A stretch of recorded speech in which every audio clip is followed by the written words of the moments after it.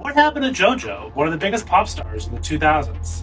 Hey, I'm JoJo. Welcome to my crib. Come inside. This is my first plaque, and it's really big. My album just went platinum. I was very scared recording my first album. I was 12 years old, and I was really intimidated by the whole process. If you don't have experience in this industry, it's just too devastating. How many times I've seen, oh my God, I thought JoJo died. Like, she's still out here? Yeah, I'm still here. JoJo was just 12 years old when a record label executive turned handler signed her in a terrible contract and forced her to inject drugs to lose weight. JoJo spent over a decade in a legal battle with this man, and it ultimately ended her chance to reach her dreams. So let's get into it. It's hard to believe that there are people out there that don't know who JoJo is, and that's because she has disappeared. And no, I'm not talking about JoJo Siwa, don't even go there. I'm talking about JoJo, the American singer, songwriter, and actress, literally releasing an album at the age of 13 with the hit song Leave, Get Out, like get out right now. It's the end of You and Me, that one. She also had a hit song, Little Too Late, in 2006. She also starred in Aquamarine in 2006 and RV that same year. Now, we did hear from JoJo because in 2018, she re-released her album, but let's take it back in time because I don't know what 13-year-old out here, I mean, ever since I guess like Justin Bieber, but really JoJo was breaking numbers. And JoJo's music was so universal. It wasn't a song made for teenage girls by a 13-year-old. It was a song that all ages could relate to, and it had a lot of impact.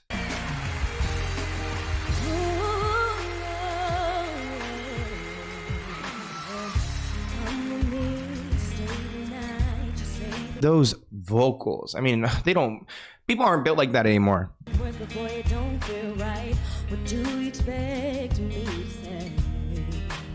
You know, it's just a little too late. JoJo started working at a young age. At 12 years old, she was on America's Most Talented Kids. She was then discovered by record producer Vincent Herbert. At that time, the label moved her and her mother to New Jersey, which I was like, wait, that's kind of weird. I mean, I feel like you usually go to California. But in hindsight, JoJo realized the laws in New Jersey were easier on child labor. So they were able to work her even harder. She said, suddenly I was on a private plane. I was a little girl from nowhere. She said, the label got my mom, Diana, a car, got us an apartment. I had my own room for the first time. They felt like family to us, and I think that's what both my mom and I were really longing for. Deep down, both of us come from very unstable family situations, and they really appealed to us with that. The mother-daughter duo come from humble beginnings, living off of Diana's cleaning wages in Massachusetts. JoJo was then living a dream she's been working towards since she was 6 years old. She would go and attend school during the day, and then at night, she was in the studio. At the time, she was absolutely loving it until she really shot up to fame and her insecurities started to hit, because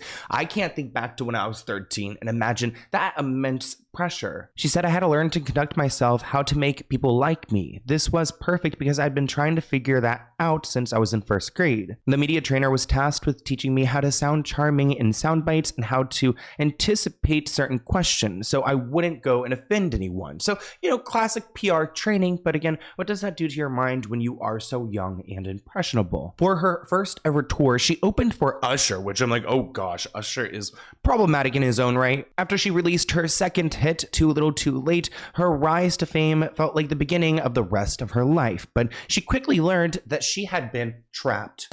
Hey, I'm JoJo. Welcome to my crib. Come inside. This is my vacation house.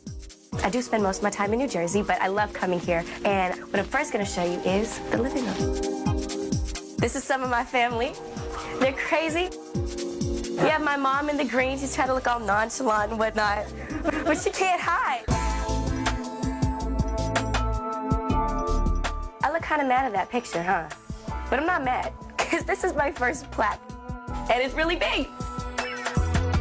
As excited as I was about it, my album just went platinum. And in the next few weeks, we'll have the plaque for it.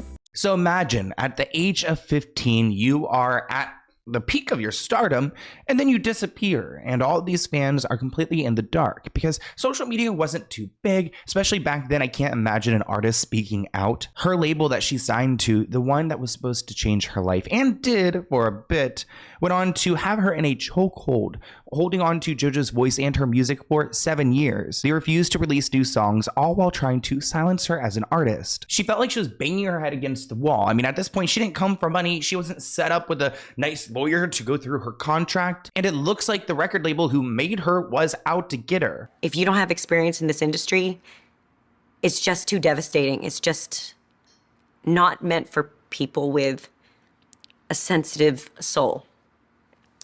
It's just not. You'd be surprised. Oh my gosh, why does this scare me? I'm like so triggered by the whole Diddy stuff. How many times I've seen, oh my God, I thought JoJo died. Like, she's still out here? Yeah, I'm still here. Like, although I wasn't putting things out and it appeared that I was on hiatus or vacation. Which, especially at this time too, when we have like the Britney Spears like downfall and the media was eating it up, they probably were just like riding this wave of like, oh, JoJo's gone, and you know, making stories about it. I was making albums when we had such big success.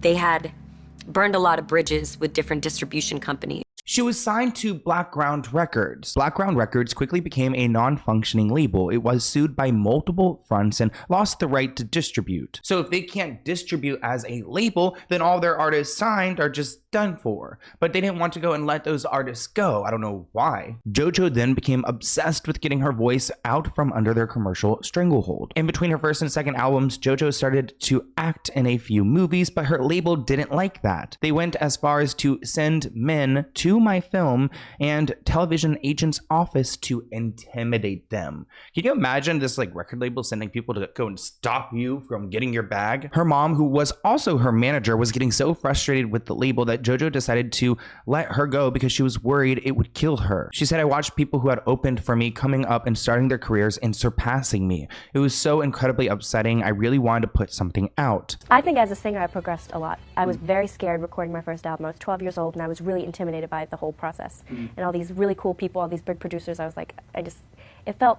like unreal to me. And this time, the excitement level didn't go down. I was really excited to record, but I was just more confident in my skills as an artist and as a writer and as a singer. So being a 12-year-old girl and getting into the industry, what do you think that people saw in you that made you a superstar at that age? I mean, I don't know. I think it was because I was so driven. And people, even though I was so young, people still put me down and people were like, you're not going to achieve your dream.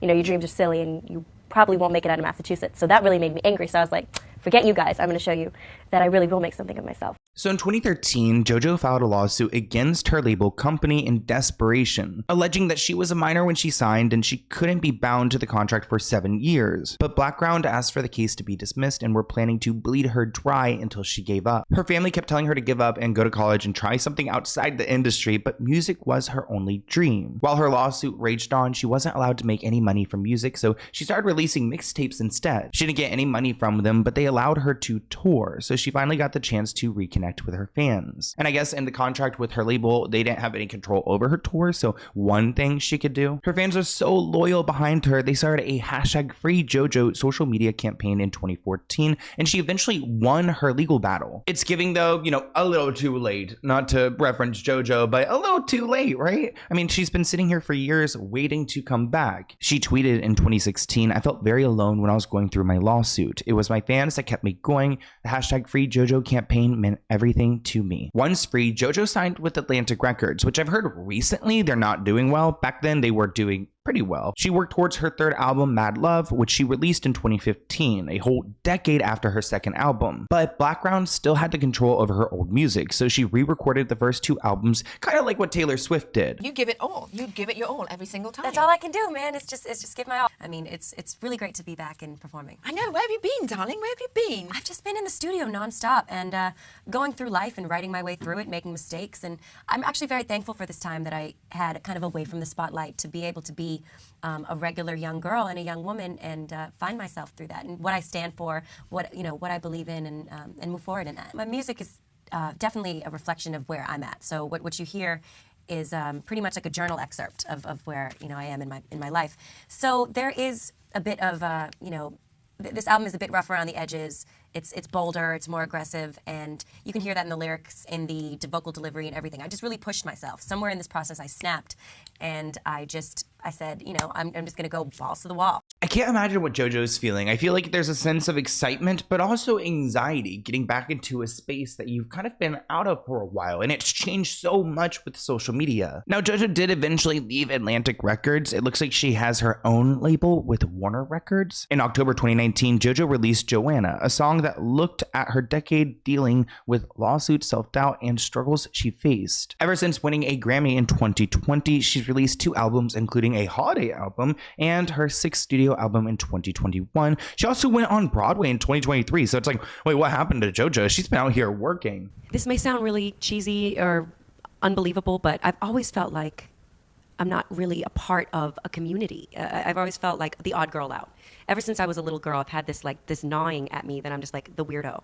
And I think I've found my people, you know, because we're all just this collection of, like we say in our show, of like bohemians and just, you know, people, just individuals. And so it means the most to me, actually. And it fills me with a lot of like joy and energy. And to do Broadway Bears was unbelievable. Now, JoJo had a long time to sit and contemplate on why this record label wanted her gone. At some point, she started to wonder if the label wasn't releasing her music because it had something to do with the way that she looked. Saying, I remember when I was 18 sitting in the office and the president was like, we want you to look as healthy as possible. And she was like, I'm in the best health that I can be. I mean, what else would you want me to do? Do you ever think my career's done? Yeah, I did. I thought, how can I come back from this? How can I, you know, too much time has passed. And I've had many low points, honestly. I was depressed. I was drinking a lot. I just wanted to feel good and get out of my mind. And that was obviously trying to fill a hole that I had. So I had to sue twice.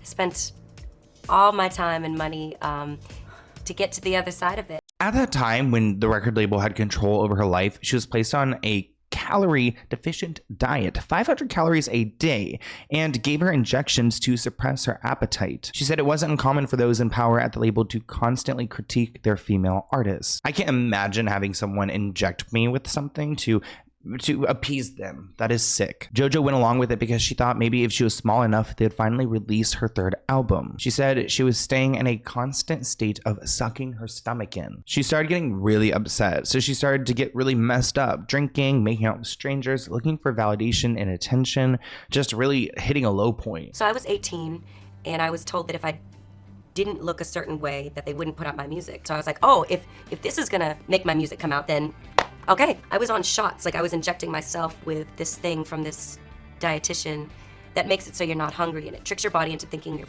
pregnant.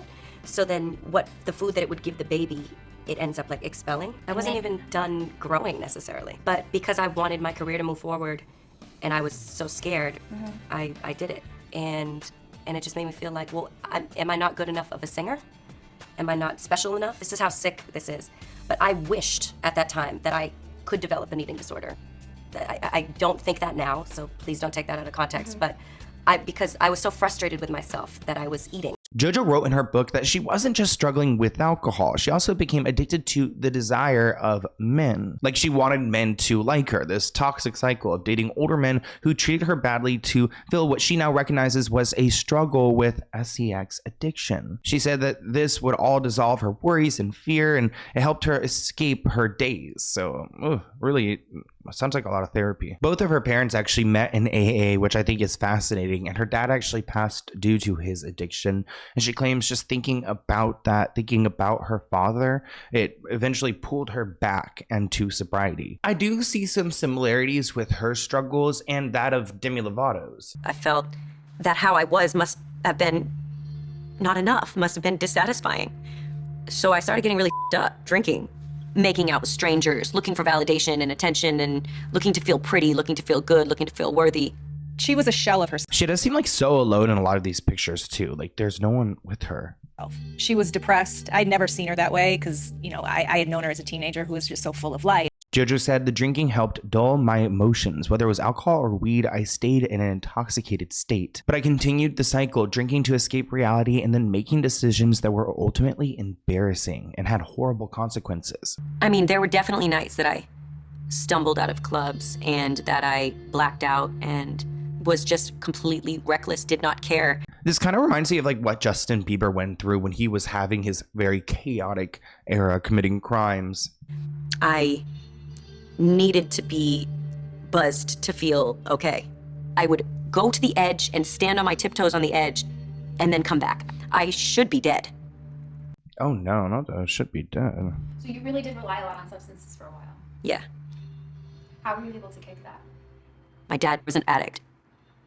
And I refused to end up like that. I did not want to do that. As far as today goes, JoJo's still out here and making music and doing things, and I would say probably still healing too, because she was a child star to singer. You know, she had the legal consequences, but also all the other implications of being a child star. Either way, we are big fans of JoJo over here on this channel. I want to hear what you guys think in the comments below, and I'll see you in next week's episode. Why am I acting like it's a podcast? And also, I post daily, sometimes more than once a day.